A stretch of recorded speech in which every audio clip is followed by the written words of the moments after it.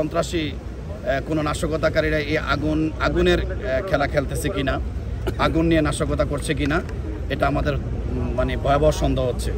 এজন্য আমরা সরকারের প্রতি অনুরোধ থাকবে যে সরকার যেন গোয়েন্দা সংস্থার মাধ্যমে এটা তদন্ত করে আসলে এটার পিছনে কি, এটা কি স্বাভাবিক এই আগুন লাগছে না এটার পিছনে কোনো নাশকতা আছে।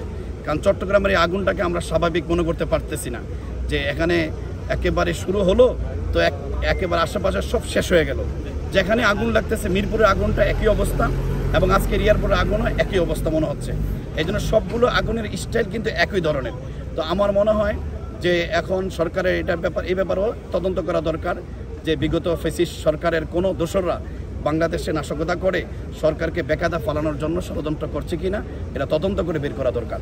আমরা বৃহত্তর উত্তরা ওলামা পরিষদ সরকারকে তদন্ত করে এর পিছনে কোনো দায়ী আছে কিনা এবং কোনো নাশকতাকারী আছে কিনা সেটা তদন্ত করার জন্য আহ্বান জানাচ্ছি। ধন্যবাদ। আসসালামু আলাইকুম।